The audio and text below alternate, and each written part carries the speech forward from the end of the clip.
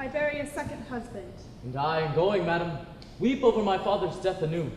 But I must attend his majesty's command, who I am now in ward, evermore in subjection. You shall find of the king a husband, madam. You, sir, a father. He that is so generally at all times good, must out of necessity hold his virtue to you. What hope is there of his majesty's amendment? He hath abandoned his physicians, madam. This young gentlewoman had a father. Oh, that had, what a sad passage 'tis, whose skill was almost as great as his honesty. Would for the king's sake he were living. I think it would be the death of the king's disease. How called you the man you speak of, madam? He was famous, sir, in his profession, and it was his great right to be so. Gerard de Narbonne. The king very lately spoke of him, admiringly and mourningly. What is it, my good lord, the king languishes of? Pistola, my lord. I heard not of it before. I would were it not notorious. Is this young gentlewoman the daughter of Gerald de Narbonne? His sole child, my lord, and bequeathed I overlook him. I have those hopes of her good that her education promises. Her disposition inherits which makes fair gifts fairer. She derives her honesty and achieves her goodness. Your commendations get from her tears. 'Tis the best brine a maiden can season her praise in. The remembrance of her father never approaches her heart, but the tyranny of her sorrows takes all livelihood from her cheek. No more of this, Helen, go to no more, lest it rather be thought you affect a sorrow than to have. I do affect a sorrow indeed, but I have it too. Moderate lamentation is the right of the dead, excessive grief the enemy of the living. If the living be enemy to the grief, the excess makes it soon mortal. How know we that? Madam, I desired your holy wishes. Be thou blessed, Bertram, and succeed thy father, in manner as in shape. Love all, trust a few, do wrong to none, and be able for thine enemy, rather in power than use, and keep thy friend under thy own life's key. What heaven more will that thee may furnish, and my prayers, look down, fall on thy head.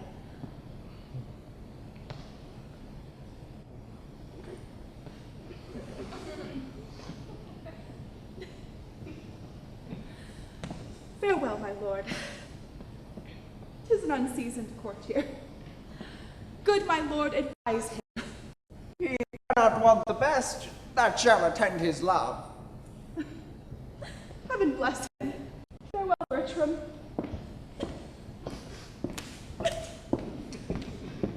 The best wishes that can be forged in your thoughts be servants to you. Be comfortable to my mother, your mistress, and make much of her. Farewell. Farewell, pretty lady. You must hold to the credit of your father.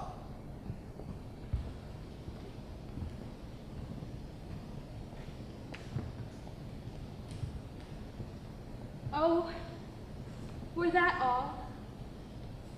I think not on my father. And these great tears grace his remembrance more than those I shed for him.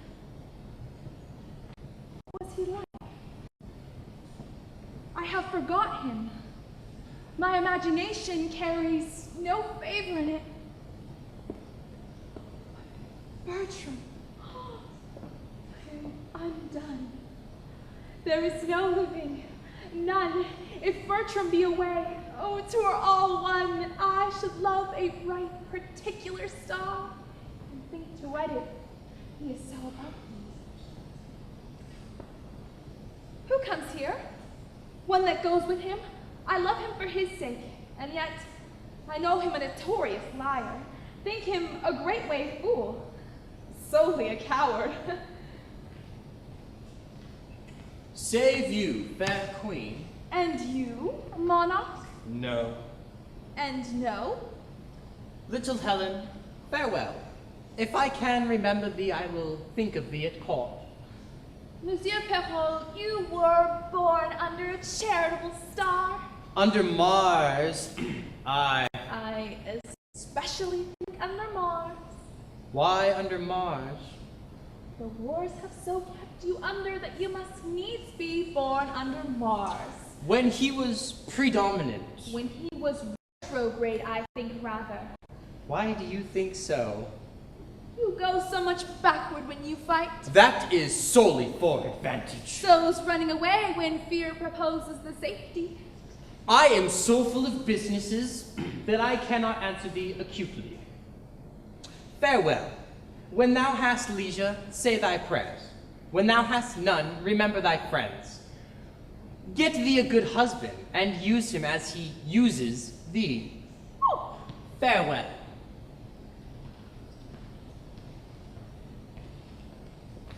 Our remedies oft in ourselves do lie, which we ascribe to heaven, the fated sky, gives us free scope, only doth backward pull our slow designs when we ourselves are dull. What power is it which mounts my love so high? Oh, that makes me see and cannot feed mine eye. Whoever strove to show her merit that did miss her love? The king's disease, my project may deceive me, but my intents are fixed, and shall not leave me.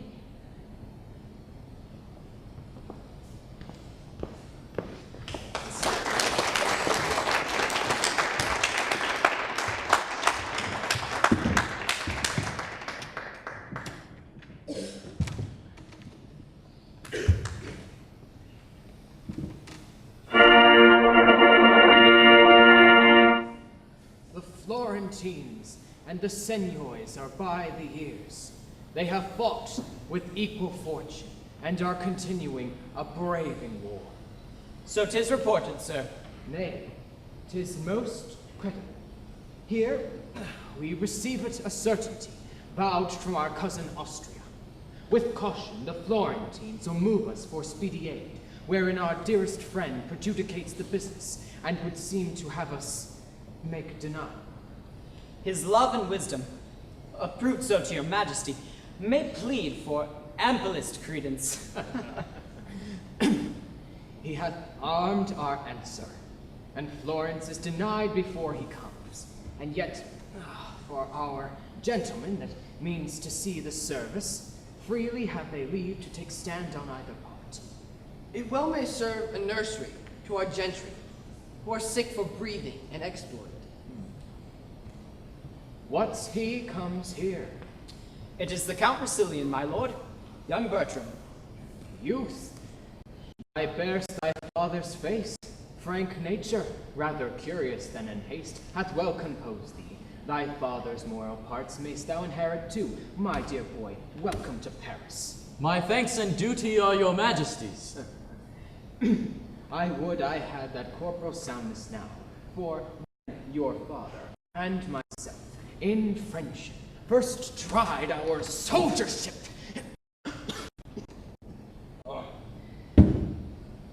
Would I were with him.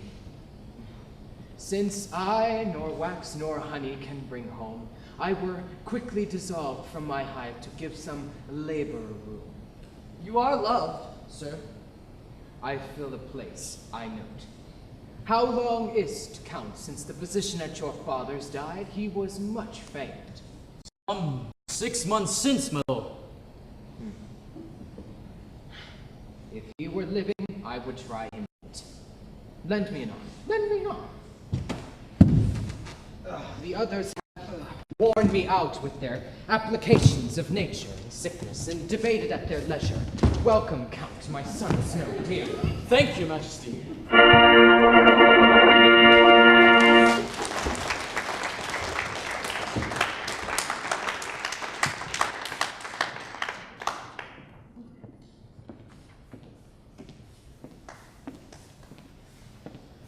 Madame, I know you love your gentlewoman entirely.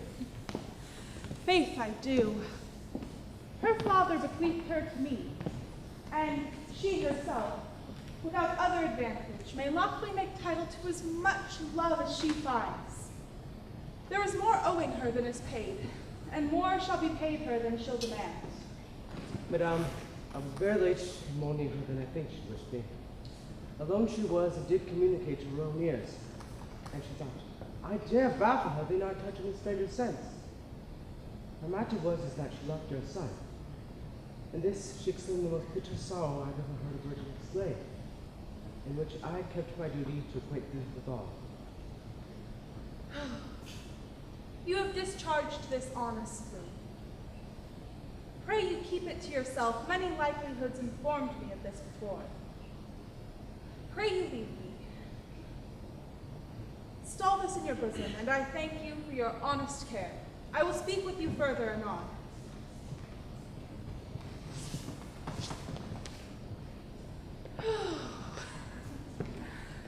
So it was with me when I was young.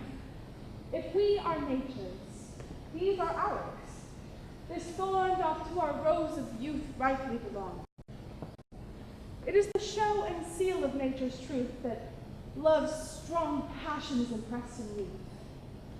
By our remembrances of days forgone, such were our faults, nor then we thought them none. Her eye is sick on it. I observe her now. What is your pleasure, madame? You know, Helen, I am a mother to you. Mine honorable mistress. Nay, a mother. What's a mother that you start at? When I said mother, I thought you saw a serpent. I say I am your mother. You never pressed me with a mother's throne, yet I expressed to you a mother's care. God's mercy, maiden, does it shield thy blood to say I am thy mother? What's the matter?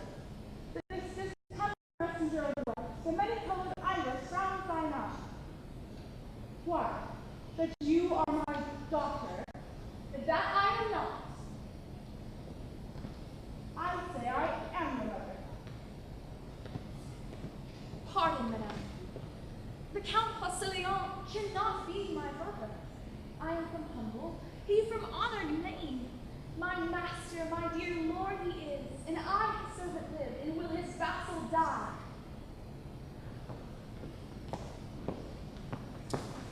He must not be my brother.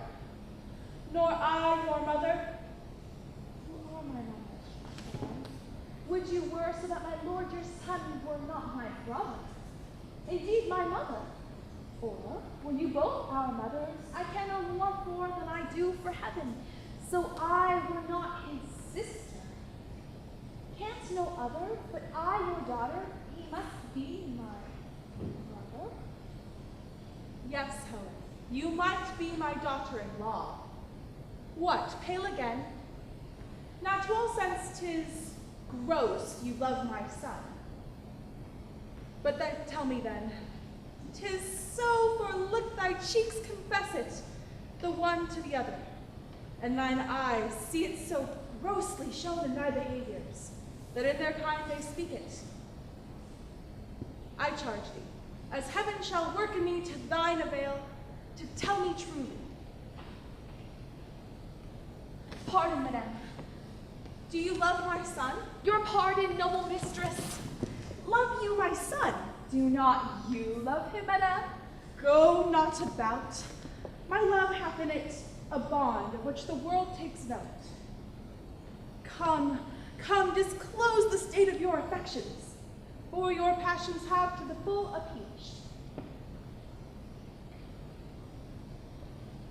Then I confess, here on my knee, before high heaven, and you, before you, and next unto high heaven, I love your son. My friends were poor, but honest, so's my love. Be not offended, for it hurts not him that he is loved of me. I follow him not by any token of presumptuous suit, nor would I have him till I do deserve him, yet never know I how that desert should be. Oh, I know I love in vain, strive against hope, yet in this captious and untenable sieve I still pour in the waters of my love. and lack not to lose still. Thus, in your life, religious in mine error, I adore the sun that looks upon his worshipper and knows of him no more. My dearest madam, let not your hate encounter with my love, for loving where you do. Give pity to her whose state is such that cannot choose but lend and give where she is sure to lose, that seeks not to find what her search implies, but riddle-like lives sweetly where she dies. Had you not lately an intent, speak truly, to go to Paris? Madame, I have. Wherefore? Tell truth. I will tell truth. By grace itself, I swear. You know my father had left me some prescriptions of rare and approved effects, such as his reading and manifest experience had collected for general sodomy. Amongst the rest, there is a remedy, approved, set down to cure the desperate languishes whereof the king is rendered lost. This was your motive for Paris, was it? Speak. My lord, your son made me to think of it. As Paris and the medicine and the king had, from the conversation of my thoughts, happily been absent then. But think you, Helen, if you should tender your supposed aid, the king will receive it. The king and his physicians are of a mind, that they cannot help him that they cannot help. How would they credit a poor, unlearned virgin when the schools, emboweled of their doctrine, have left off the danger to itself? There's something hence, more than my father's skill, which was the greatest of his profession, that his good receipts shall, for my legacy, be sanctified by the luckiest stars of heaven. And would your honor give me leave to try success, I'd venture this well-lost life of mine on his grace's cure by such a day and hour. Dost thou believe it? I know, knowingly. Why, Helen, thou shalt have my leave and love, means and attendance, and my loving greetings of those to mine at court. I will stay home and pray God's blessing and thine attempt. Be gone tomorrow, and know this, what I can help thee to, thou shalt not miss.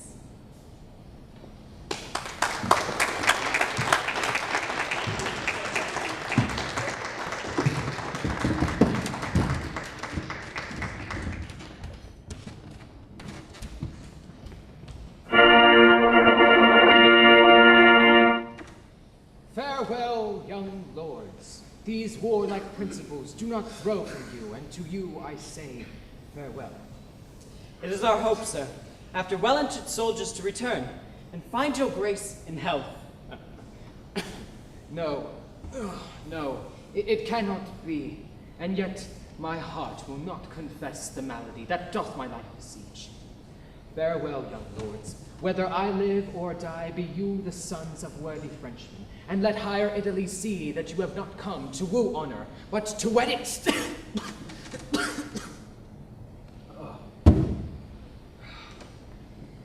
Find what you seek, so that fame may cry you loud. I say farewell. Health at your bidding. Serve your majesty. Those, girls of Italy, take heed of them, for they say our men lack language to deny. But if they demand, beware of being captives before you serve. Our hearts receive your warnings. Farewell. Come, hitherto. Oh, my sweet lord, that you will stay behind us. 'Tis not his fault, the spark. Oh, 'tis brave wars. Most admirable. I have seen those wars. I am commanded here, and kept a coil with too young, and the next year, and 'tis too early. And thy mind stand to it, boy. Steal away bravely. I shall stay here, till honor be bought up, and no sword worn, but one to dance with. By heaven, I shall steal away. There is honor in the theft. Commit it, Count. I am your accessory, and so, farewell. I grow to you, and our parting is a tortured body. Farewell, Captain. Sweet Monsieur Pahon. Noble heroes, my sword and yours are kin. Mars dote on you for his novices. What will ye do? Stay, the king. Worthy fellow, and likely to prove most sinning sorcerer.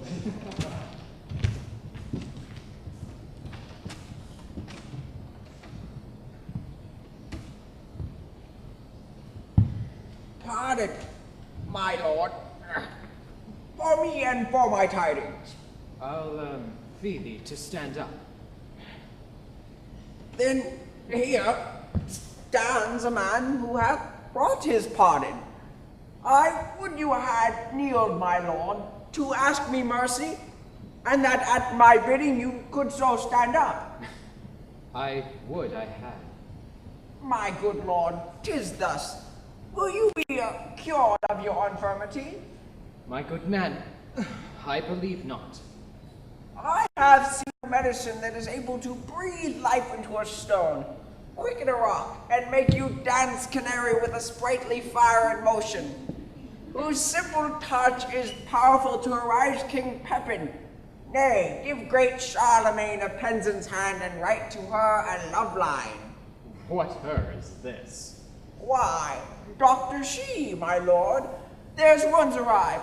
Now, by my faith and honor, I have spoke with one that in her years, sex, profession, wisdom, and constancy hath amazed me more than I dare blame my weakness. Will you see her now, and know her business? For that is her demand. That done, laugh well at me.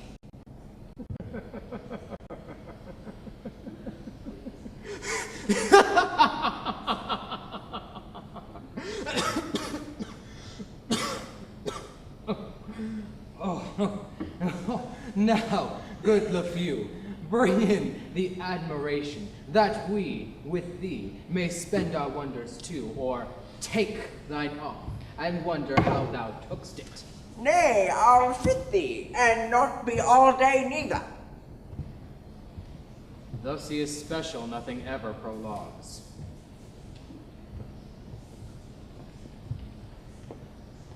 Nay, come your ways. This haste hath wings indeed. Nay, come your ways. This is his majesty. Say your mind to him. Fare you well.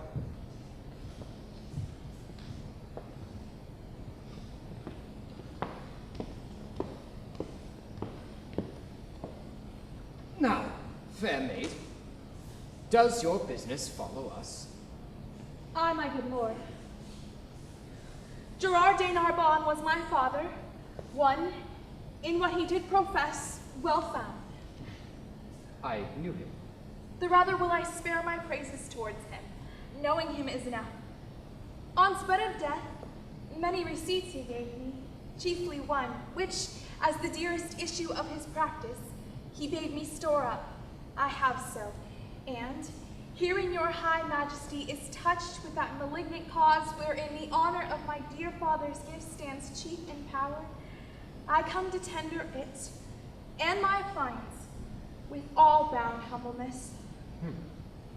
We thank you, fair maiden, but may not be so credulous of cure, for you see, when our most learned doctors leave us, and the congregated college have concluded that this, how do you say, laboring art can never ransom nature from her inaidable state.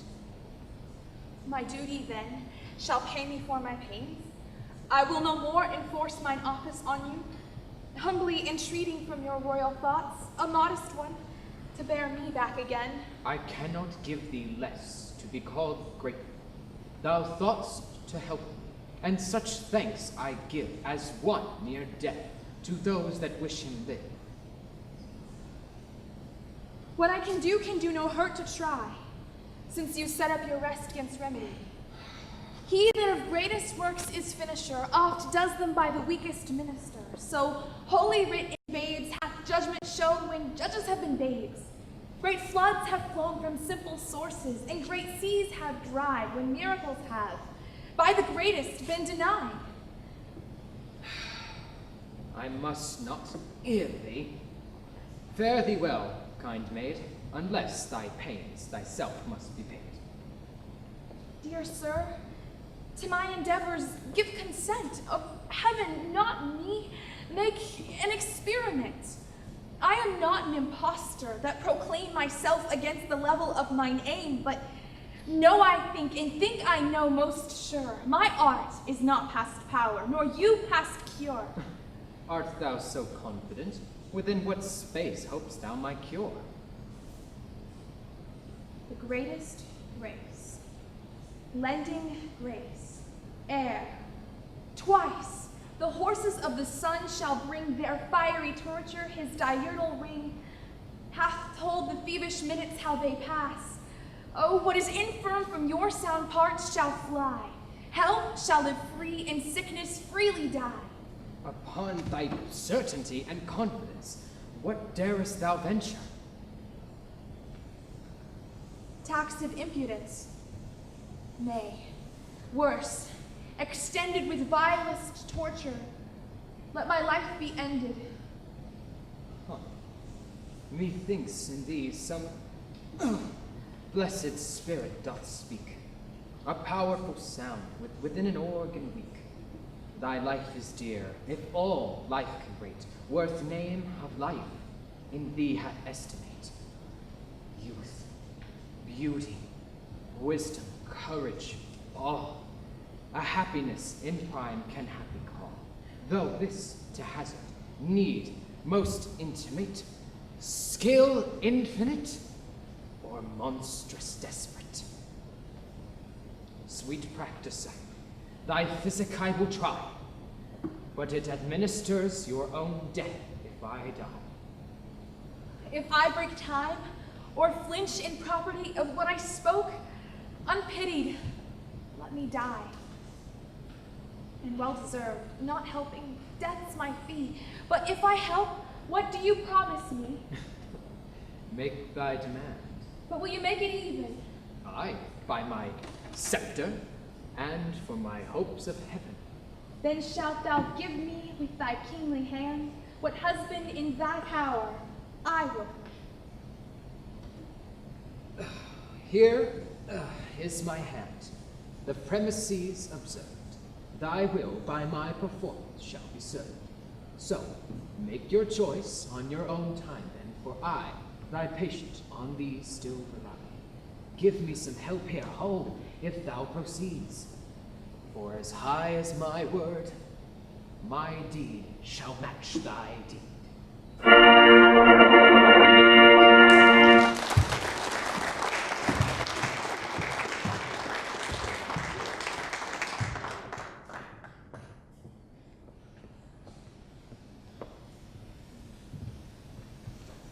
They say miracles are past. We have our philosophical persons to make modern and familiar things supernatural and causeless. Hence it is that we make trifles of terrors, ensconcing ourselves into seeming knowledge when we should submit ourselves to an unknown fear. 'Tis such an argument of wonder that hath shot out in our latter times. And so 'tis. To be relinquished of the artist, So I say. both of Galen and Right. Herod, So I say. that gave him out in Right. As 'twere man assured of a. uncertain life and sure death. Just you say well what I would have said. I may truly say it is a novelty to the world. Just you say well what I would have said. I would have said it, but you say well.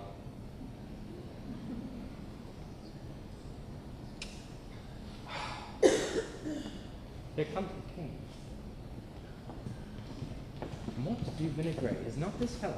For God, I think so. Go, call before me all the lords in court. Go. Sit, my preserver, by thy patient's side, and with this healthful hand thou banishest sense, thou hast repealed a second time received the confirmation of thy promised gift, which but attends thy name.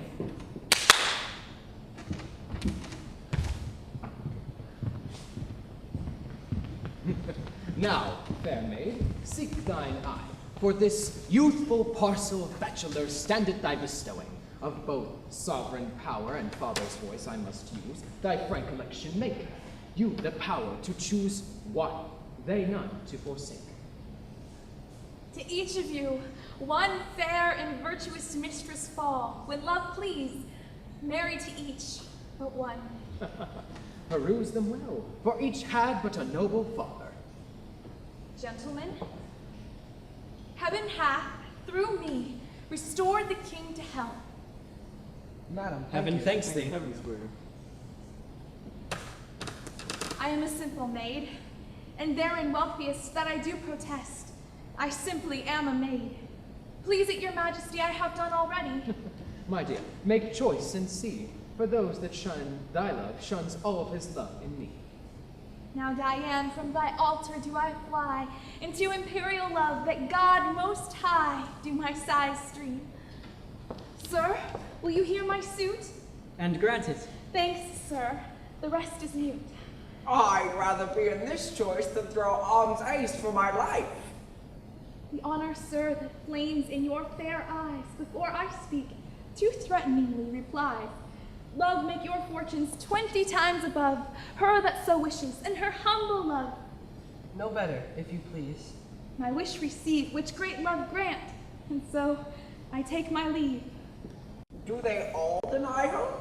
And were they sons of mine, I'd have them whipped, or send them to the Turks to make eunuchs of. Be not afraid that I your hand should take. I'll never do you wrong for your own sake. Blessing upon your vows, and in your bed find fairer fortune, if you ever wed. These boys are boys of ice.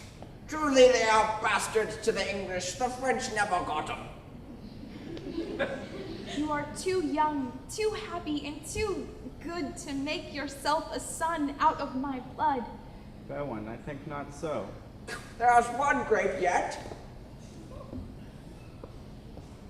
I dare not say I take you, but I give me and my services ever whilst I live into thy guiding power. This is the man. Then, young Bertram, take her, for she is thy wife. My wife, my liege. Uh-huh. I shall beseech your highness. In such a business, give me leave to use the help of mine own eyes. Knowst thou not, Bertram, what she hath done for me? Yes, my good lord, but never hoped to know why I should marry her. Or knowst you that she hath rose me from thy sickly bed? What follows it, my lord? To bring me down must answer for your raising. I know her well. She had her breeding at my father's charge. A poor physician's daughter, my wife. 'Tis only title which disdains her, the which I can build up. She is young, wise, fair. These in nature make immediate heir, and these breed honor. What more should be said? If thou canst love this creature as a maid, the rest I can receive. Virtue and she is her own dower, honor and wealth from me. I cannot love her, nor will strive to do it. Thou wrongest thyself if thou strives to choose so. That you are well restored, my lord. I'm glad. Let the rest go. My honor is at the stake, which to defeat I must produce my power.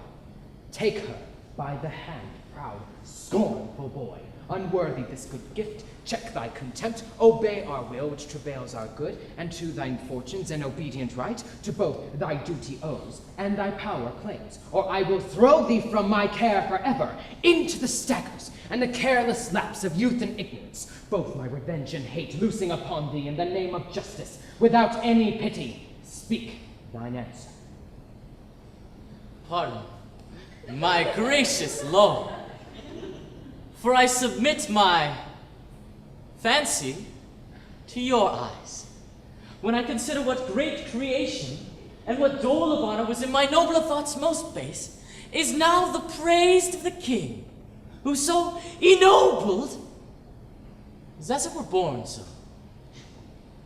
Take her by the hand and tell her that she is thine. I take her hand.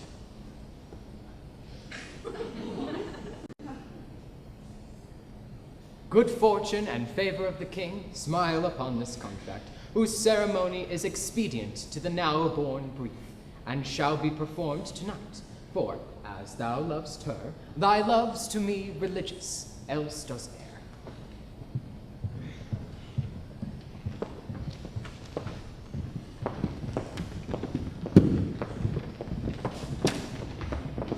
Do you hear, monsieur? A word with you. Your lord and master did well to make his recantation. Recantation? My lord, my master? Ah, is it not a language I speak? A most harsh one, and not to be understood without bloody succeeding. My master. Are you a companion to the Count Rosilio? To all counts, to any count, to what is man? To what is Count's man? Count's master is of another style. You are too old, sir. Let it satisfy you. You are too old. I must tell thee, sirrah, I write man, to which title age can not bring thee. Oh, you. Oh. What I dare to do, I dare not do. I have now found thee. When I lose thee again, I care not. Yet thou art good for nothing but taking up, and thou art scarce one. Hadst thou not the antiquity upon thee? Do not plunge thyself too far into anger, lest thou hasten thy trial.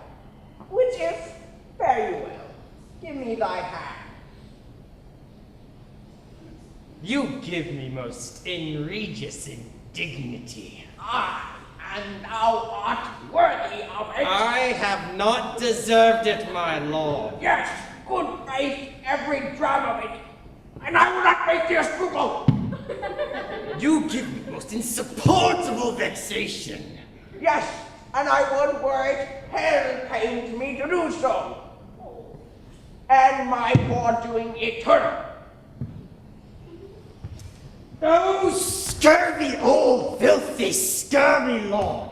Oh, I would beat him if I could but meet him with any convenience, and he were double and double a lord. Oh, I'll have no pity on his age more than I would have.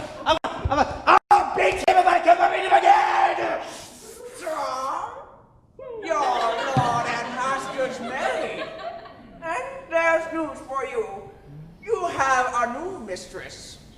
Oh, I unfeignedly beseech your lordship to make some reservations of your wrongs. He is my lord, whom above I serve as my master. Who? God? I. The devil it is that's thy master. By my faith and honor, if I were but 2 hours younger, I'd beat thee. Thou art a general offense, and all men should beat thee. Methinks thou wast created for men to breathe themselves unto thee. Why, that is a harsh and undeserved measure. Go to, sir, you are a vagabond and no true traveler. Thou art not worth another word, else I call you knave. I leave you. Good. Very good. It is so then, good. Very good. Let it be concealed a while. Undone and forfeited to cares forever. Oh, what's the matter, sweetheart? Oh, my parole! They have married me. Oh. Out to the wars. My boy, France is a dog hole, and it no more merits the tread of a man's foot. To the wars, my boy, to the wars. He wears his honor in a boss, unseen, and hugs his kicky wicky here at home, spending his manly morrow in her arms. Therefore, to the wars! It shall be so. I'll send her to my house, acquaint my mother with my hate to her, and wherefore I am fled right to the king, that which I durst not speak, his present gift shall furnish me to those Italian fields where noble fellows strike. War is no strife to the dark house and the detested wife. Wilt this capriccio hold, art sure? Go with me to my chamber and advise me. I'll send her straight away. Tomorrow, I'll to the wars, she to her single sorrow. 'Tis hard. A man that's married is a man that's marred. Therefore away, and bravely go to the wars. But hush, 'tis so.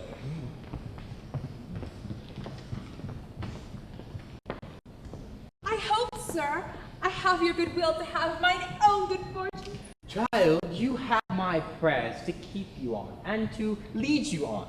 Have them still. Madam, my master will go away tonight. A very serious business calls upon him. What's his will?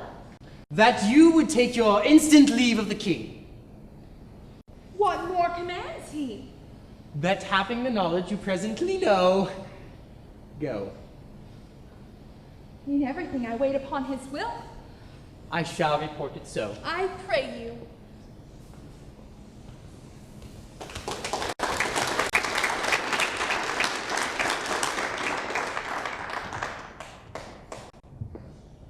But I hope your lordship thinks him not a soldier. Yes, my lord, and a very valiant proof. You have it from his own deliverance? And by other warranted testimony. Then my dial goes not true, for I took this lark for a bunting. I do assure you, my lord, he is very great in knowledge, and accordingly valiant. Then I have sinned against his experience, and transgressed against his valor. And that puts me at a dangerous state, for I cannot yet find it in my heart to repent. Here he comes. I pray you make us friends. I will pursue the amity.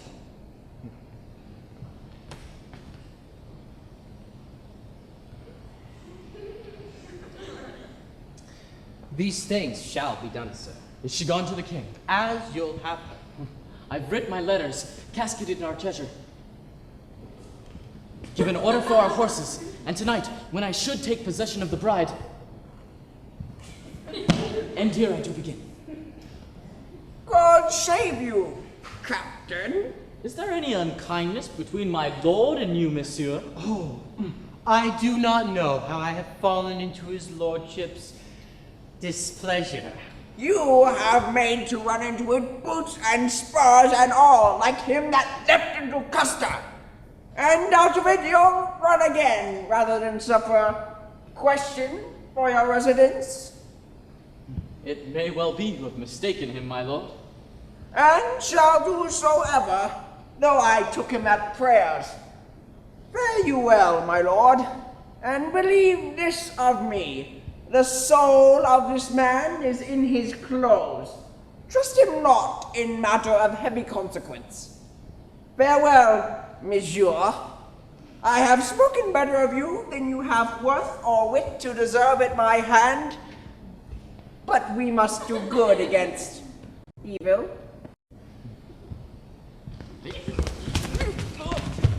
Oh, and I the Lord, I swear.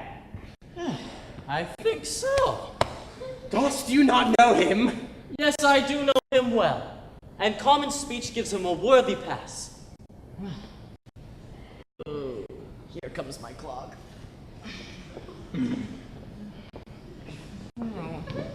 I have, sir, as I was commanded from you, spoke with the king and have procured his leave for present parting. Only he desires some private speech with you. I shall obey his will. You must not marvel, Helen, at my course. Rather, I must entreat you that presently you make your way for home, and rather muse than ask why I entreat you. This to my mother. 'Twill be 2 days ere I shall see you again, so I leave you to your wisdom. Sir, I can nothing say but that I am your most obedient servant. Come, no more of that.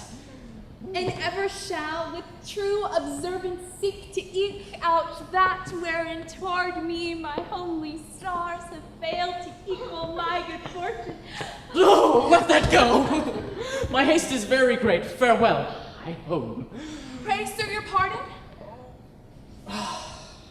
Well, what would you say? I am not worthy of the wealth I owe, nor dare I say 'tis mine, and yet it is. But like a timeless thief most fain would steal what law does vouch mine own. What would you have? Something, and scarce so much. Nothing indeed. I would not tell you what I would, my good lord. Faith, yes.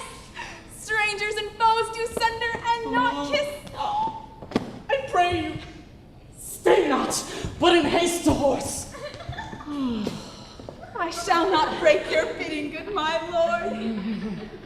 Where are my other men, monsieur? Farewell. Oh, jeez. Go thou toward home, where I will never come. Whilst I can shake my sword and hear thy drum. Away, and for our flight! Bring me treasure!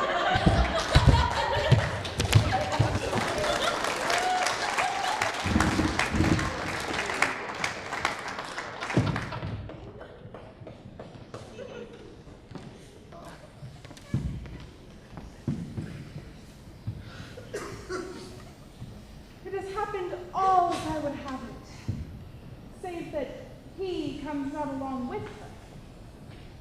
Let me see what he writes and when he means to come.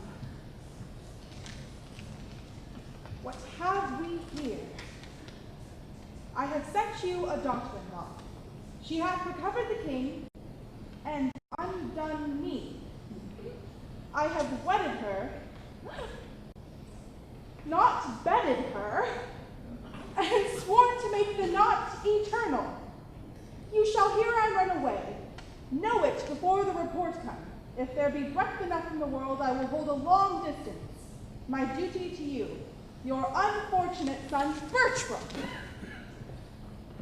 Oh, this is not well, rash and unbridled boy. To fly the favors of so good a king. To pluck his indignation on my head. By the misprizing of a maid too virtuous for the empire.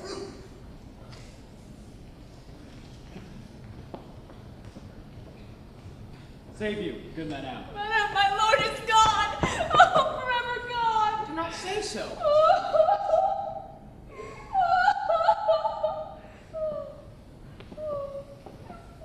Think upon patience.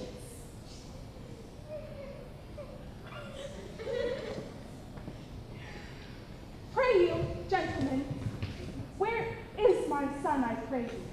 Madam, he went to serve the Duke of Florence. We met him thitherward, for thence we came. And after some dispatch at hand in court, thither we bend again. Look on his letter, madame. Here's my passport. When thou canst get the ring upon my finger, which never shall come off, then call me husband. But in such a then I write it, never. This is a dreadful sentence.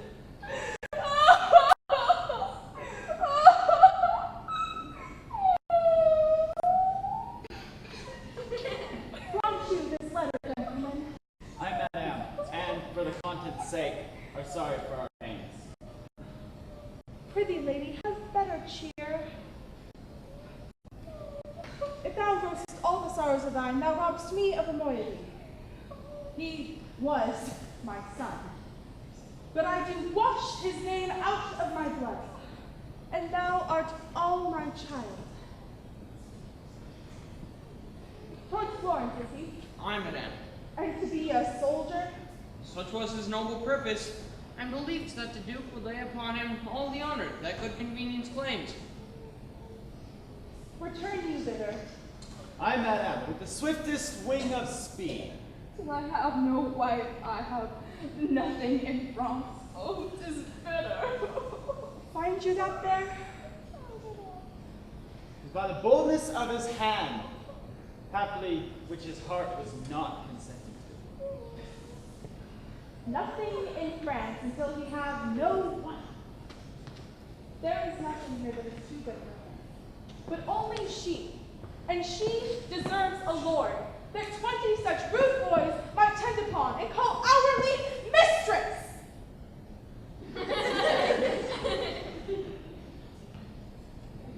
Who is with him? A servant only, and a gentleman of which I have sometime known. Hawkroll, is it not? I, madam, he. A very tainted fellow, and full of wickedness. My son corrupts the well-derived nature of his reason. Aye, my good lady, the fellow has a deal of that too much, which holds him much to have. You're welcome, gentlemen. And I will entreat you when you see my son, to tell him that his sword can never win the honor that he loses. More I'll entreat you greatly to bear along. We serve you, madam. In this and all your worthy affairs. Not so. But as we change courtesy, please draw near. For I have no wife, I have nothing in France. Nothing in France until he has no wife. Thou shalt have none, Célion, none in France. Then hast thou all again. Poor Lord. Is it I that chase thee from thy country, and expose those tender limbs of thine to the event of an unsparing war? Whoever shoots at him, I set him there. Whoever charges on his forward breast, I am the caitiff that do hold him to it. And though I kill him not, I am the cause his death was so effective. Better for that all the miseries that nature owes were mine at once. No. Come thou home, Célion, I will be gone. My being here it is that holds thee hence. Shall I stay here to do it? No, no. Although the air of paradise did fan the house the angels officed all, I will be gone. Come night and day, for with the dark poor thief, I'll steal away.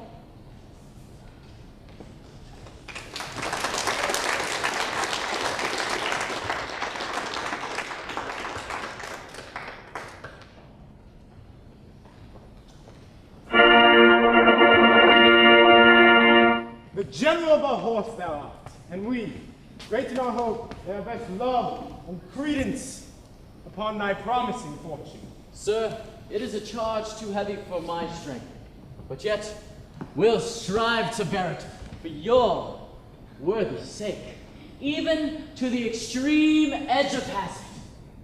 Then go thou forth, and may fortune play upon thy prosperous helm, as thy auspicious mistress. This very day, great Mars, I put myself into thy fire. Make me but like my thoughts, and I shall prove a lover of thy drum, hater of love.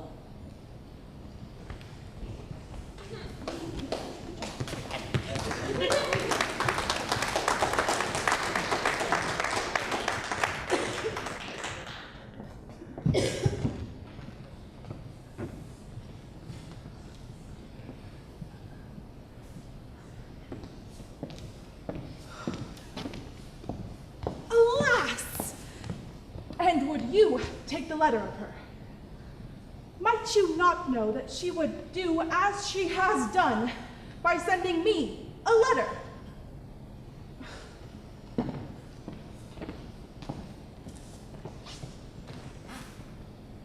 Read it again. I am Saint Jacques, pilgrim to the Gaun. Ambitious love hath so in me offended, that barefoot plod I the cold ground upon, with sainted vow my faults to have amended.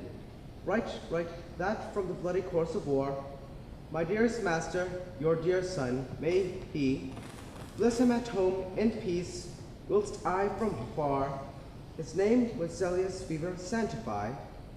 He is too good and fair for death and me, whom I myself embrace to set him free.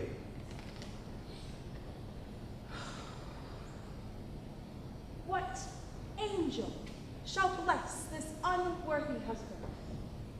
He cannot thrive unless her prayers, which heaven delights to hear and loves to grant, reprieve him from the wrath of greatest justice. Write, Rinaldo, to this unworthy husband of his wife. Haply, when he hears that she is gone, he will return, and hope I may that she, hearing so much, will speed her foot again, led hither by pure love. Which of them both is dearest to me, I have no skill in sense to make distinction. Provide this messenger. My heart is heavy and mine age is weak. Grief would have tears, and sorrow bids me speak.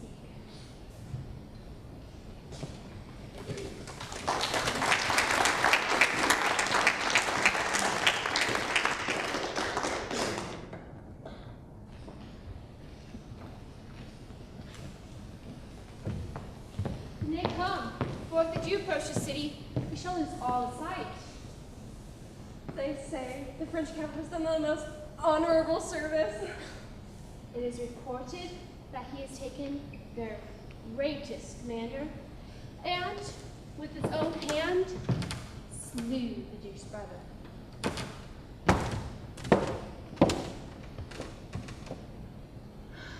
We have lost our labor. They have gone a contrary way. Come, let's return again and suffice ourselves with the report of it. Well, Diana, take heed of this French earl. I have told my neighbor how you've been solicited by a gentleman, his companion. I know that knave, hang him, one Parole, a filthy officer he is in those suggestions for the young earl. Beware of them, Diana. Their promises, enticements, oaths, tokens, and all these engines of lust are not the things that go under. I hope I need not to advise you further, but I hope your own grace will keep you where you are. You shall not need to fear me. I hope so. Look, here comes a pilgrim. I know she'll lie at my house. Thither they send one another. I'll question her. God save you, pilgrim. Whither are you bound? To St. Jacques le Grand. Where do the Palmers lodge, I do beseech you? At St. Francis, here beside the port. Is this the way? Aye, Marius. Hark you, they come this way. If you will tarry, poor pilgrim, but till the troops pass, I will conduct you where you shall lodge. Or rather, I think I know your hostess as ample as myself. Is it your cell? If you will please so, pilgrim. I thank you, and will stay upon your leisure. I think you came from France. I did so. Here you shall see a worthy countryman of yours. His name, I pray you. The Count Rosilion. Know you such a one? But by the ear that hears most nobly of him, his face I know not. Oh. What summary is he's bravely taken here? He stole from France, as 'tis reported the king had married him against his liking. Think you it so? Aye, surely. May the truth. I know his lady. Oh, there is a gentleman, though, that reports but coarsely of her. What's his name? Monsieur Parole. Oh, I believe him. She is too mean to have her name repeated. All her deserving is a reserved honesty, and that I have not heard examined. Alas, poor lady. Poor creature. Whosoever she is, her heart weighs sadly, and this young maiden might do her a shrewd turn if she pleased. How do you mean? Maybe the amorous count solicits her in the unlawful purpose. He does indeed, but she is guarded for him, and keeps her God in most honest defense. The gods forbid else. So now they come. That is Escalus, the Duke's eldest son. That Antonio. Which is the Frenchman? He, that was the plume. 'Tis a most gallant fellow. I would he loved his wife. If he were honest, much goodlier.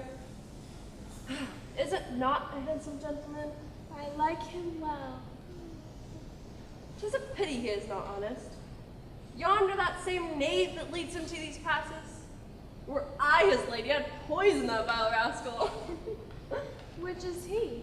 That jack and an ape with scarves. Why is he melancholy? Perchance he's hurt in the battle. Lose our drum. Well. He's shrewdly vexed at something. Look, he has spied us. Mary! Hey, you!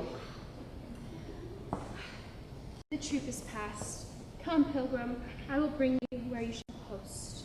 I humbly thank you. Please at this matron and this gentle maid to eat with us tonight. The charge in thanking shall be for me, and to requite you further, I will bestow some precepts of this virgin, worthy the note. We take your offer kindly.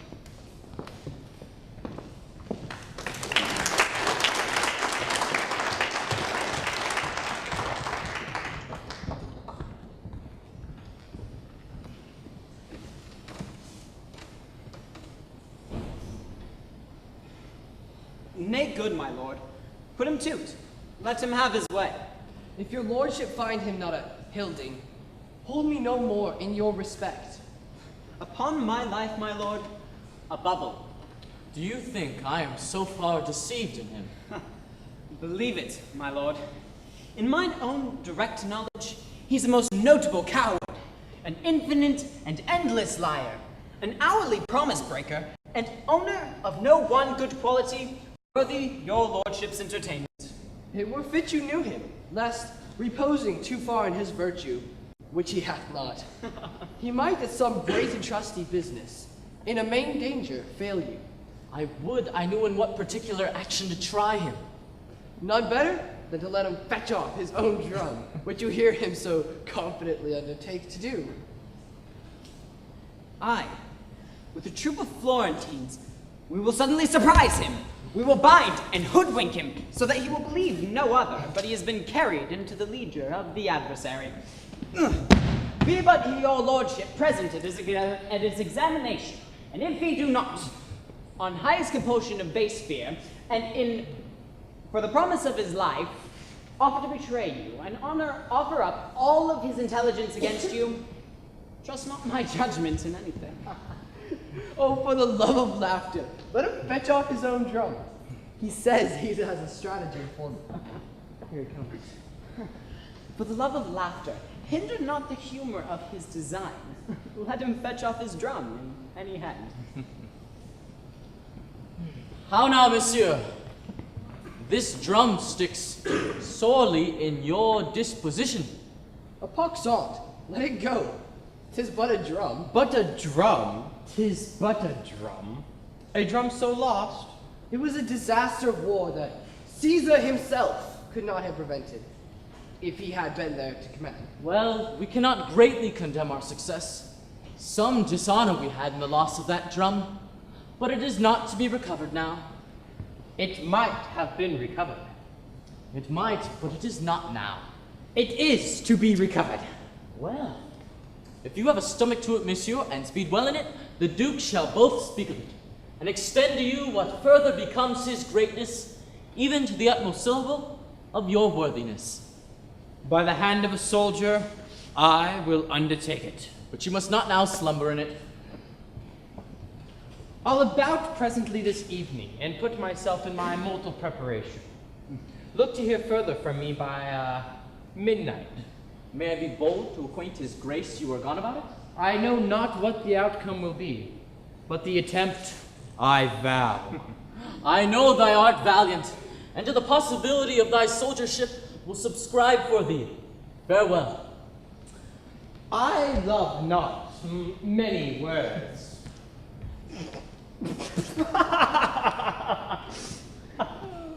No more than a fish loves water. Is not this a strange fellow, my lord, who so confidently seems to undertake this business, which he knows is not to be done? You do not know him, my lord, as we do. Certain it is that he will steel himself in a man's favor, and for a week escape a great deal of discoveries. But when you find him, you will have him ever after. Why do you think he will make no deed at all of this? That so seriously he does address himself unto? None in the world, but return with an invention, and clap upon you 2 or 3 probable lies. Him. You shall see his fall tonight, for indeed he is not for your lordship's respect. I shall go look my twigs. He will be caught. Your brother, he shall go along with me. As to please your lordship, I will leave you. Now will I lead you to the house and show you the lass I spoke of. Oh, but you say she is honest. I spoke to her but once and found her wondrous cold. I sent her tokens and letters which she did resend. This is all I've done. She's a fair creature. Will you go see her? With all my heart, my lord.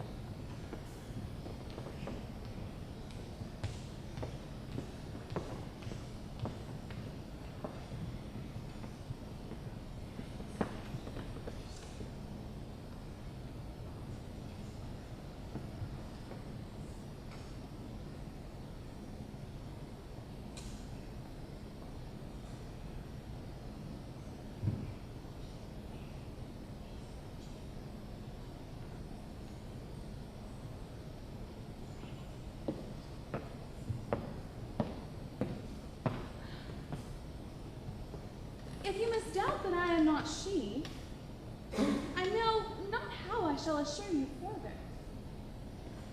Though my states be fallen, I was well born, and would not now put my reputation in any staying act.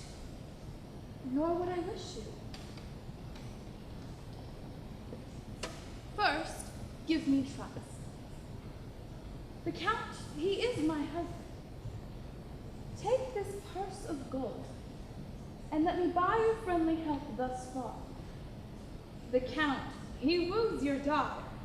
Let her, in fine, consent, and will direct her how 'tis best to bear it. Now his impatient blood will not deny that she'll demand a ring the Count he wears, that downward hath succeeded in his house from son to son, some 4 or 5 descents. This ring he holds in most rich choice, yet to buy his will it would not seem too dear, howe'er repented after. I now see the bottom of your purpose. You see it lawful then. It is no more but that your daughter, ere she seems as one, desires this ring. After this, to marry her, I'll add 3,000 crowns to what is past already. I have yielded. Instruct my daughter how she shall persevere. Every night he comes with music of all sorts, and songs composed to her unworthiness. Well then tonight, let us essay our plot. Let's about it.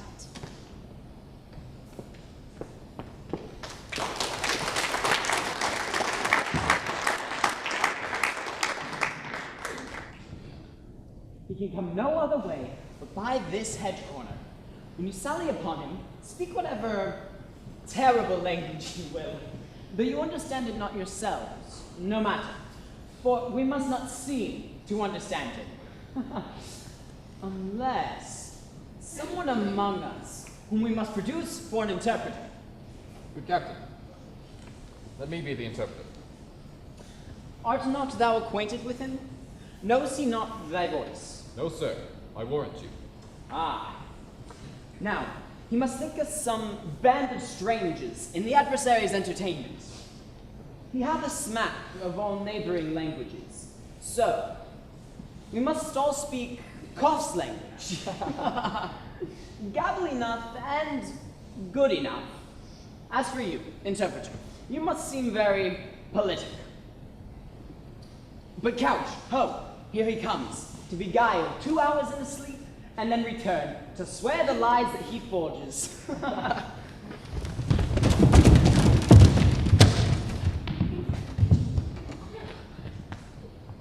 10 o'clock. Within these 3 hours, 'twill be time enough for me to go home. But what shall I say I have done? It must be a very plausive invention that carries it, for they begin to smoke me, and disgrace have of too late knocked at my door. I find my tongue is too foolhardy, but my heart doth have the fear of Mars in it. That dare not the reports of my tongue. Well, this is the first truth ere thine own tongue was guilty. What the devil should move me to make the undertaking of this drum? I know. I must give myself some hurts. Say that I got them in exploit. Ow. But slight ones will not work. And great ones I dare not give.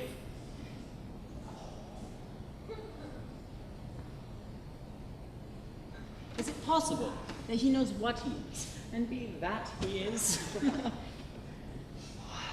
If only I could find a drum of the enemy's, I would swear I had recovered it. Ha, you shall hear one anon.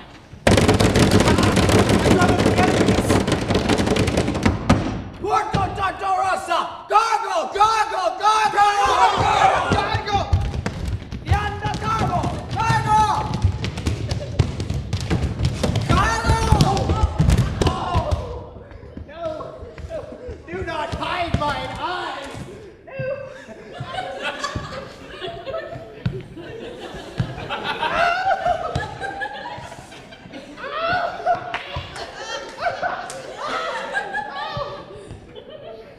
Boscos!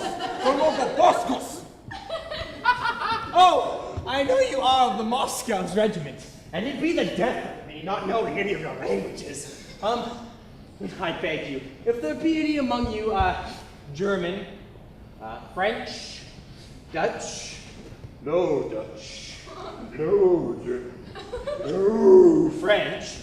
Please bring him forth, and I shall tell you the secrets that would undo the Florentine. Boscos Varada! I understand thee, and can speak thy tongue. Caralimonto, sir! Betake thee to thy faith, for 17 poniards are at thy bosom. Oh, pray, pray, pray! Mancere donne dolci! Obscorvidocios Volavorco. The general is content to spare thee yet, and, hoodwinked as thou art, will lead thee on to gather from thee. Haply thou mayst inform something to save thy life.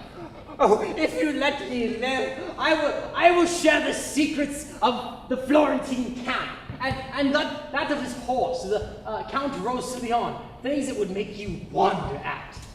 But wilt thou faithfully? Aye, and if I do not, damn me. Accordalenta! Come, nor granted space.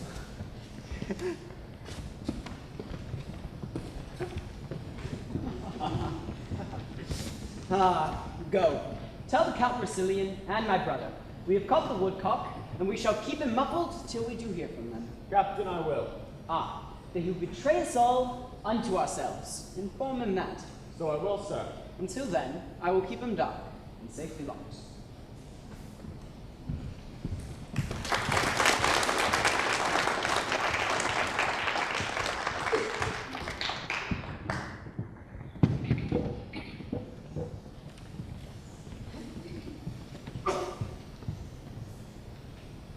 They told me that your name was Bontebel, No, my good lord. Diana. titled goddess and worthed with addition. But fair soul, in your fine frame hath love no quality? When you are dead, you should be such a one as you are now, for you are cold and stern. And now you should be as your mother was when your sweet self was got. She then was honest. So should you be.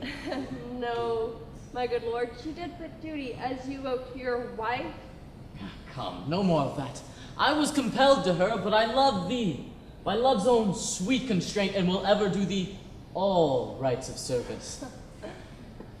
Aye, so you serve us until we serve you, and when you have our roses, you barely leave our thorns and mock us at our bareness. How have I sworn?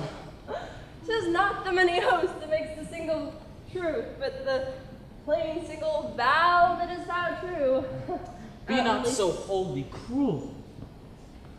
Say thou art mine, and ever my love as it begins shall so persevere. I see, my lord, men make ropes in such a snare that we will forsake ourselves. Give me that ring. I'll lend it thee, my dear, but have no power to give it from me. Will you not, my lord? It is an honor belonging to our house, bequeathed down from many ancestors. Well then, I see you love me not, and so good night. Here, take my ring. My house, mine honor, yea, my life be thine, and ever I'll be bid by thee. When midnight comes, knock at my chamber window, and on your finger in the night I'll put another ring. What time then proceeds may token to the future our past deeds. Adieu to them, then not fail you have won a wife of me, though there my hope be done. A heaven on earth I've won by wooing thee. Long live to thank both heaven and me. You may so in the end. My mother told me just how he'd woo, as if she sat in his heart. She says all men have like oaths. In this disguise, I think it no sin to compose of him that would unjustly win.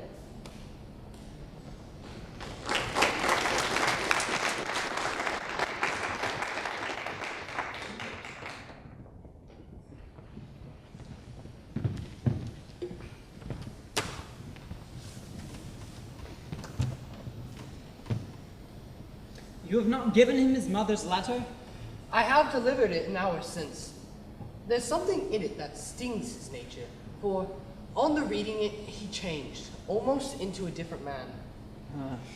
He has much worthy blame laid upon him for shaking off so good a wife and so sweet a lady. Especially since he hath incurred the everlasting displeasure of the king.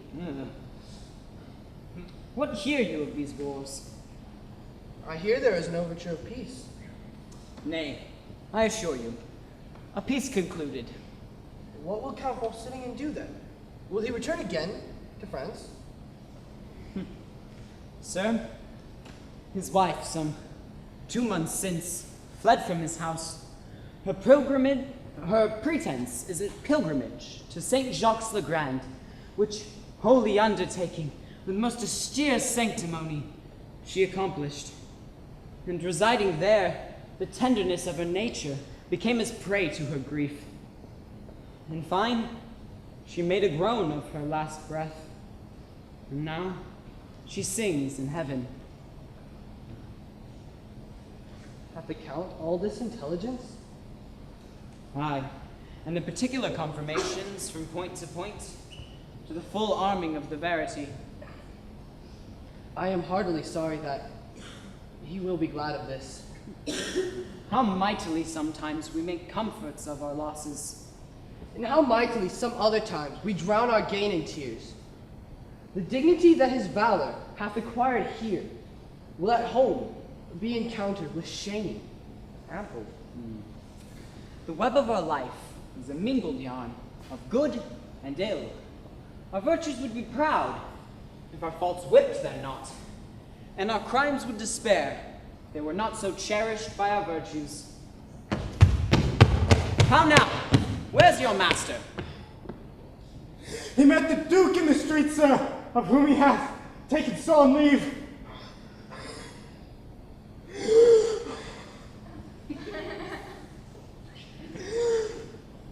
His lordship will next morning for France. Well, here's his lordship now. How now, my lord. It's not after midnight. I have tonight dispatched 16 businesses. I have congeed with the Duke, done my adieu with his nearest, buried wife, mourned for her, writ to my lady mother I am returning, and between these main parcels of dispatch, effected many nicer deeds. Come forth, shall we have this dialogue between the fool and the soldier? Bring forth this counterfeit module. Bring him forth. How does he carry himself? He weeps like a wench that is shed her milk. He hath confessed himself to Morgan, whom he supposes to be a friar, from the time of his remembrance to this instant disaster. And what think you he hath confessed? Nothing of me, has he? His confession shall be read to your face. If your lordship be in it, as I believe you are, you must have the patience to hear it. A plague upon him! Muffled, he can say nothing of me! Hush! Hoodman comes.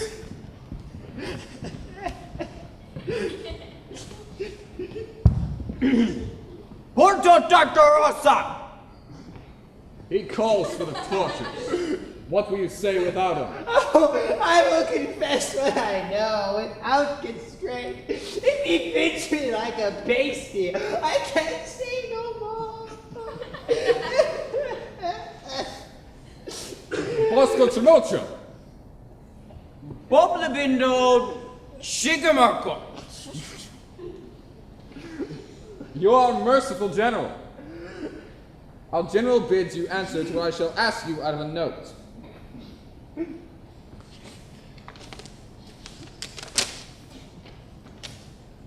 First, demand of him how many horse the Duke is strong. What say you to this? 5,000 or 6,000, but very weak and unserviceable. The troops are all scattered, and the generals are very poor rogues. I pray you, I speak the truth, for I only want to live. Shall I set down your answer so? Do. I'll take the sacrament on. All's one to him. What a past-saving slave is this? You're deceived, my lord. This is Monsieur Parot, the gallant militarist. Ha. That is his own phrase. He who had the whole theory of war in the knot of his scarf and the practice of it in the chafe of his dagger. I will never trust a man again for keeping his sword clean, nor believing that he can have everything about him by wearing his apparel neatly. Well, that's set down. Oh, I humbly thank you, sir. 5,000 or 6,000. I speak the truth. He is very near the truth in this. But I con him no thanks for the nature he delivers it. Very poor What shall be done to him? Nothing, but have thanks. Ask of him my condition, and of what credit I am with the Duke.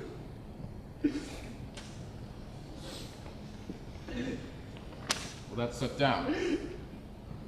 Demand of him whether one Captain Dumaine be in the camp, a Frenchman, what his reputation is with the Duke, what his valor, honesty, and expertness in wars, or whether he thought it not possible, with well-weighing sums of gold, to corrupt him to revolt. What say you to this? I beg you, sir. I'd like to answer to the inner categories. Please, demand them singly. Do you know this Captain Dumaine? I do know him. He was a botcher's apprentice back in Paris. Nay, by your leave. Hold your hands. Though I know his brains are forfeit to the next tile that falls. Well, is this captain in the Duke of Florence's camp? Yes, I think I have his letter in my pocket. Very. We'll search. I do not know if it be in there or no. It may be with the Duke's other letters in his folder in my tent. Here it is. Here's a paper. Shall I read it to you? I do not know if that be it or no. Our interpreter does it well. Excellently.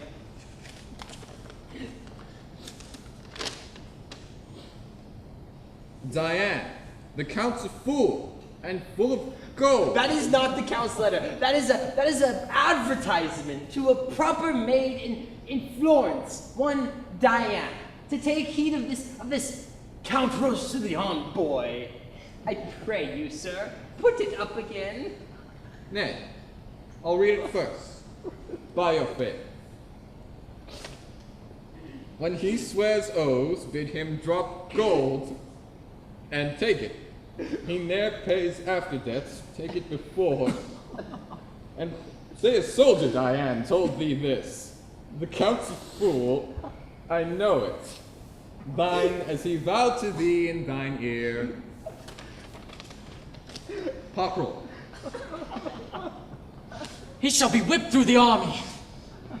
This is your devoted friend, the gallant militarist, and the omnipotent soldier. I could endure anything before but a cat, and now he's a cat to me. Once more to this Captain Dumaine. You have answered to his reputation with the Duke and to his valor. What's his honesty? He will steal, sir, an egg out of a cloister. In breaking lies, he's stronger than Hercules. I have but little to say about his honesty, sir. For that which an honest man should not have, he has. And what an honest man should have, he has not. I begin to love him for this. For this description of thine honesty? A pox upon him, he's more and more a cat. What's his brother, the other Captain Dumaine? Why does he ask him of me? What's he? I'd a crow of the same nest. No greater and good as the other one is in evil. He calls himself a rambling coward, but his brother is reputed one of the best there is.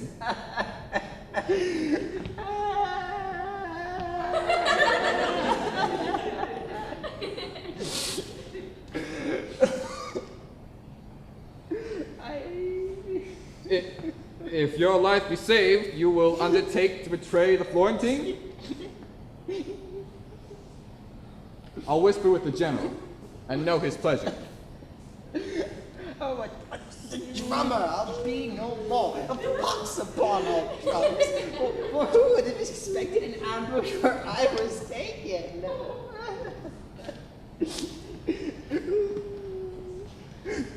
There can be no remedy for it, sir, but you must die.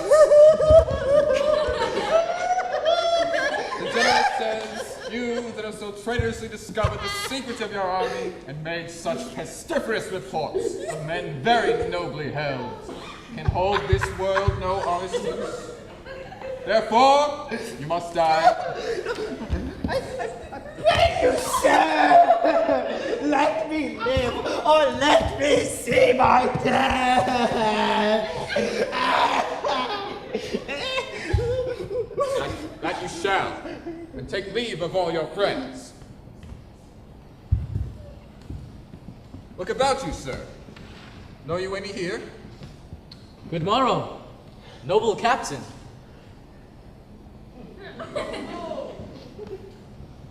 Sweet Monsieur Perrault. God save you, noble captain. Will you give me a copy of the sonnet you writ Diana on the Count Rousillion's behalf? And were I not a very coward, I would compel it of you. Fare thee well.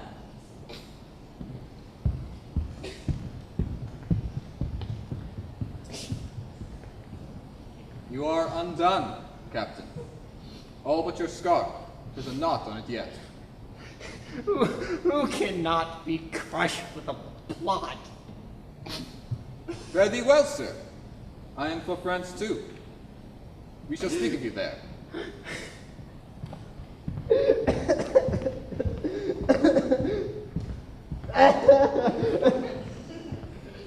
Yet I am thankful. A captain I will be no more, but eat and drink and sleep as soft as a captain I shall. Rust sword, cool blushes, and live Pachron, safest in shame Fooled only by foolery thrive. There's place on earth for every man alive. All about after them.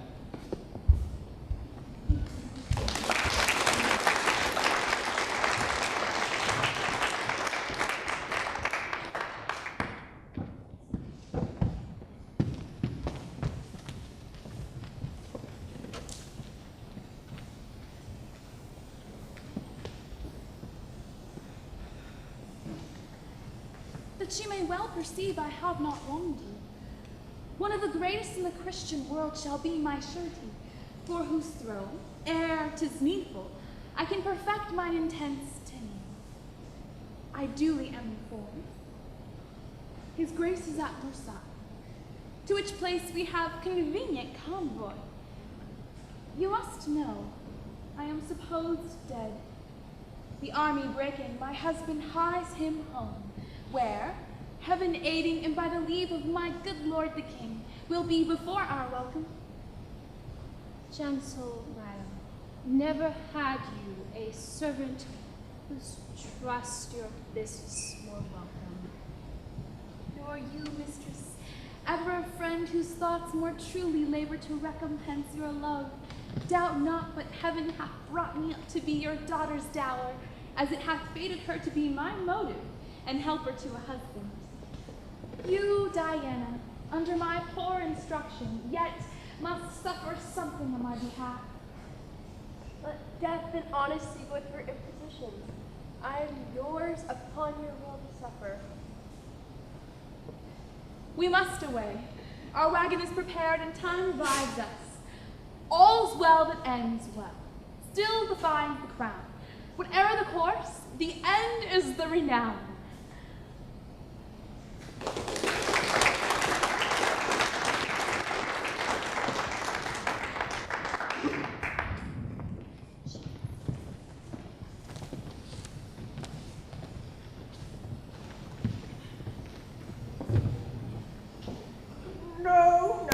No, your son was misled with the snip taffeta fellow there.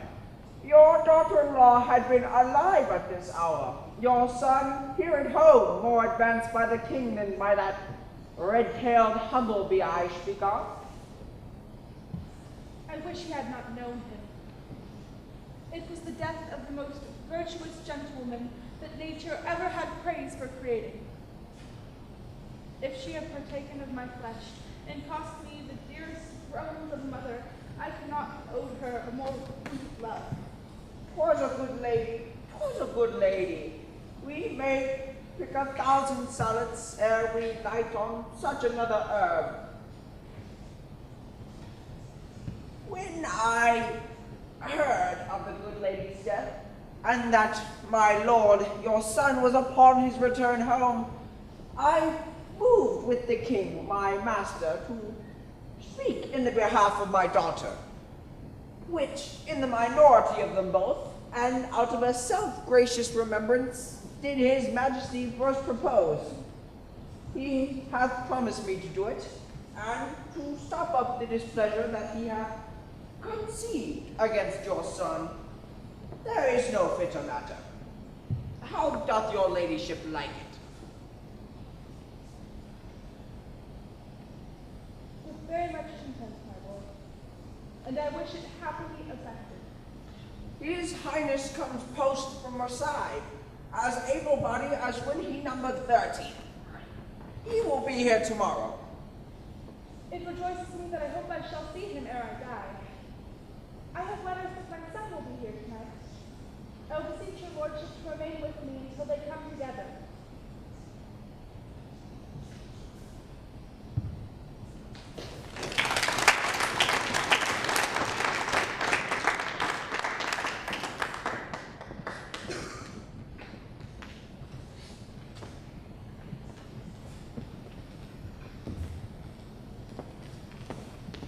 But this exceeding posting day and night must wear your spirits low and happy tongue. This man may help me to his majesty's ear if he would spend his power. God save you, sir.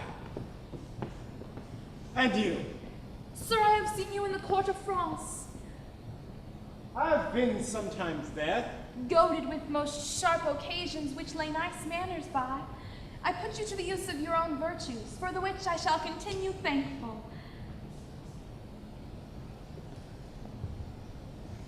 What is your will? That it would please you to give this poor petition to the king, and aid me with that store of power you have to come into his presence. The king's not here. Not here, sir. Not indeed. He hence removed last night with more haste than in his use.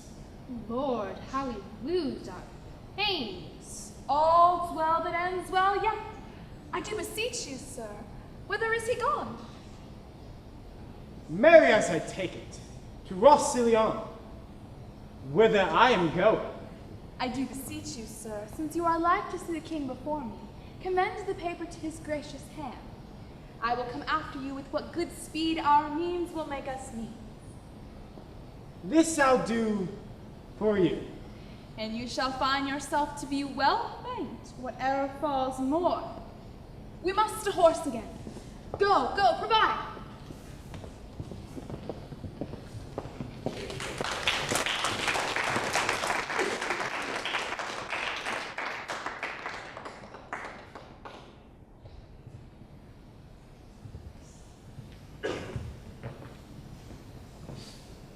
I am, my lord, a man whom fortune hath cruelly scratched. And what would you have me to do? Wherein you played the knave with fortune, that she should scratch you, who herself is a good lady. There's a crown for you, and for other business. I beg you, just one word. Come, you shan't have it, save your word. My name, my good lord, is Parole. Cox my passion. Give me thy hand. How does your drum? You are the first that found me. Was I, in sooth? You were the one that take me out, so you should take me in. Out upon thee, knave! Do you put me at once in both the house of God and the devil? One brings thee in grace, and the other brings thee out. The king approaches, I know by his trumpets. Sirrah, inquire further after me. Though you are a fool and a knave, you shall eat. Go to, father. Oh, I praise God for you.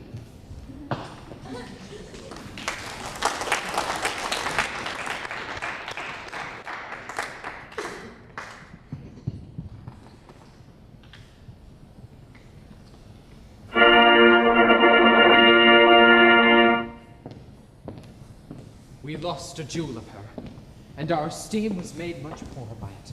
But your son is mad in folly, lacked the sense to know her estimation home. 'Tis past, my liege, and I will beseech your lordship to make of it natural rebellion, done in the blaze of youth. My honored lady, I have forgiven and forgotten all. Please, sit down. This I must say. But first, I beg my pardon. The young lord did to his majesty, his mother, and his lady offense of mighty note, but to himself the greatest wrong of all. He lost a wife whose beauty did astonish the survey of richest eyes, whose words all ears took captive, and whose dear perfection hearts that scorn to serve, humbly called mistress. Praise what is lost, and makes remembering stay. Guard, call him hither. Let him approach, a stranger, no offender, and inform him, so 'tis our will he should. I shall, my liege. What says he to your daughter? Have you spoken? All that he is hath reference to your highness. Then we shall have a match. I have letters sent to me that sets him high in faith. He looks well on it. I am not a day in season, but thou mayst see a sunshine and a hail in me at once. But to the brightest beam distracted clouds give way, so stand now forth, the time is fair again. My high repented blames, dear sovereign, pardon to me. All is whole. Not another word of this consumed time. Remember you, the daughter of this lord. Admiring, my liege. At first I stuck my choice upon her, ere my heart durst make too bold a herald of my tongue. Thence it came that she whom all men praised, and whom myself since I have lost have loved, was in mine eye the dust that did offend it. Well excused, well excused. Send for your amorous token for fair Maudlin. The main consents are had, and here we'll stay to see our widower's second marriage day. Which, better than the first, oh dear heaven bless. Come on, my son, in whom my house's name must be digested. Give a token to shine in the spirits of my daughter. By my old beard, Helen that's dead was a sweet creature. Such a ring as this I saw upon her finger. Hers it was not. No. Pray you, let me see it.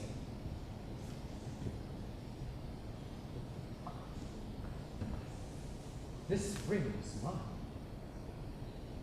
And when I gave it Helen, I bade her that if her fortunes ever stood necessity to help, that by this token I would relieve her.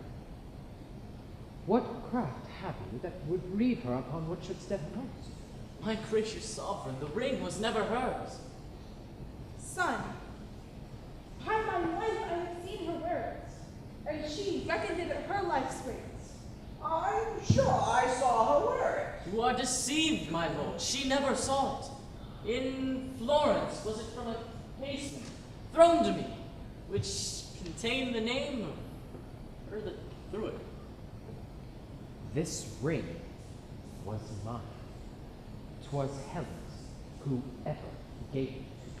Confessed was hers, and by what rough enforcement got it. She would never put this from her finger, unless she gave it to herself, or simply sent it us upon her great disaster. She never saw it. Thou speakst falsely, as I do love mine honor. Now she is dead, which could make me more for me to close her eyes myself, more than to see this ring. Guards, take him away! We will sift this matter further.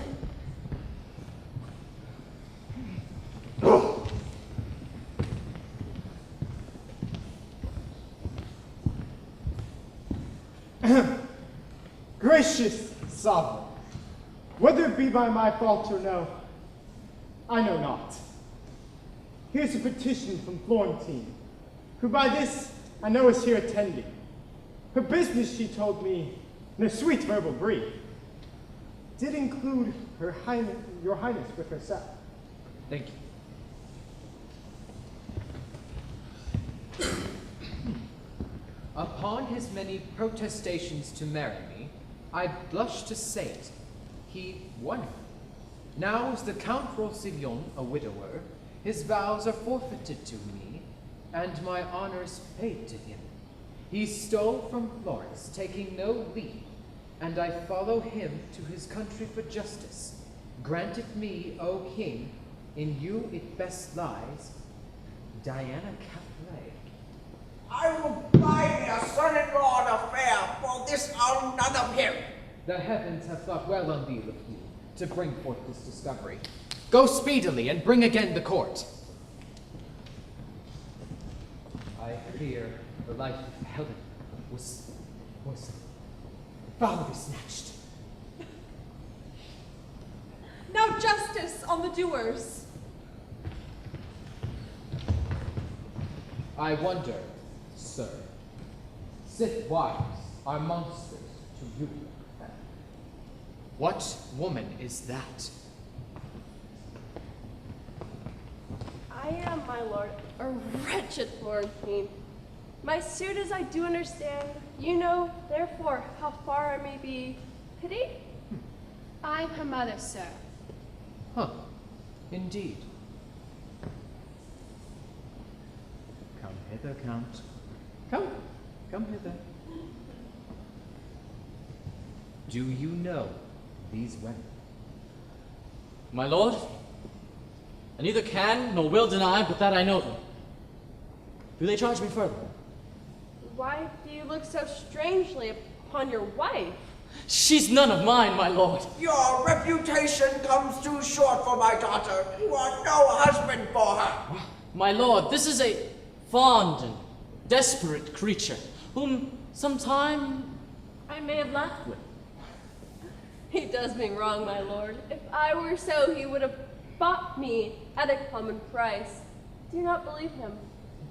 Oh, behold this ring, whose rich fidelity and high respect did lack a parallel. Yet, for all that, he gave it to me. He blushes, and it 'tis his. This is his wife that brings 1,000 proofs. Methought you said you saw one here in court could witness it. I did, my lord, but loath am I to produce so bad an instrument. His name is Parole. I saw that man today, if man he be. Find him and bring him hither. Bertram, she hath that ring of yours. I think she has. Certain it is I liked her. She knew her distance, but did anger for me, maddening my eagerness with her restraint, and find her infinite cunning with her modern grace subdued me to her rate. She got the ring. I must be patient. You that first turned off so noble wife may just die at me. I pray you yet. Send for your ring, and I will return it home and give me mine again. I have it not. What ring was yours, I pray you? Sir, much the same upon your finger. Know you this ring? This ring was his of late. And thus as I gave him. Every boggle, so shrewdly, at every feather. Is this the man you speak of? Aye, my lord. Tell me, Sarah, and tell me true, I charge you, by him and by this woman, what knowst you? So please your majesty, my master hath been an honorable gentleman. Tricks he hath, which gentlemen have. Come, to the purpose. Did he love this woman? He did love her. But how? How, I pray you? He loved her like a gentleman loves a woman. And how is that? Oh, he loved her and he loved her not. Oh, thou art a knave, and no knave. What an equivocal companion is this? Do you know he promised me marriage? I know more than I shall speak. But wilt thou speak all thou knowest? Well? So please your majesty, I did go between them, like I said, but more than that. Oh, he loved her, for indeed he was bad for her. I knew of him promising her marriage, and things that would drive me ill will to speak of. Therefore, I will not speak what I know. Thou hast spoken all already. But unless thou canst tell me if these two are wed, thou art too fine in evidence. Therefore, stand aside. Stand aside! Now, Diana, this ring, where did you buy it, or who gave it to you? It was not given to me, nor did I buy it. Who lent it to you? It was not lent to me neither. Where did you find it then? I found it not. If it were by none of these ways, how could you give it him? I never gave it to him. This woman is an easy glove, my lord. She goes off and on at pleasure. This ring was mine. I gave it his first wife. It might be yours or hers for aught I know. Take her away! I do not like her now. Take her away and to prison with him. Unless thou canst tell me where thou hast found this ring, thou diest within the hour. I'll never tell you. Take her away! I'll put in my bell, my liege. Wherefore hast thou accused all this while? Because he's guilty, and he's not guilty. Great king, I am no liar by my life. Else I am maid, or that old man's wife. She doth abuse my ears. To prison with her. Good mother, fetch my bell. Stay, royal sir. The jeweler that owes the ring is sent for, and he shall show it to me. But for this lord who hath abused me, as he knows himself, though he never harmed me, I do quit him. He himself knows my bed and hath he filled. At this time he got his wife and child. Though dead she be, she feels her young one kick. So here's my riddle. One that is dead is quick. Now behold the meaning.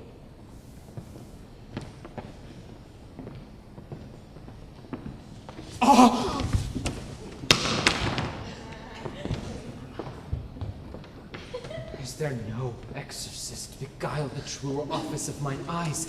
Is it you I see? No, my good lord. 'Tis but the shadow of a wife you see, the name and not the thing.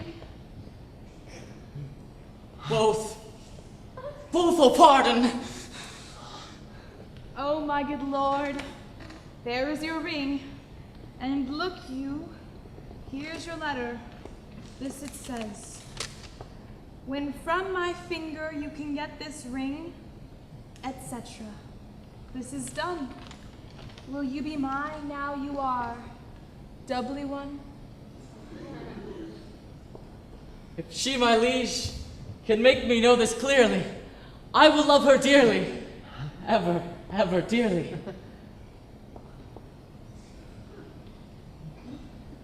If it appear not plain, and prove untrue, deadly divorce step between me and you. Oh, my dear mother, do I see you living? I smell onions. Should we forgot? To Tom Drum, lend me a handkerchief. And so I thank thee. Wait on me at home. I'll make sport with thee. Let us, from point to point, this story know, to make the even truth in pleasure flow. All is well ended, if it ends so meet. The bitter past, the more welcome is the sweet.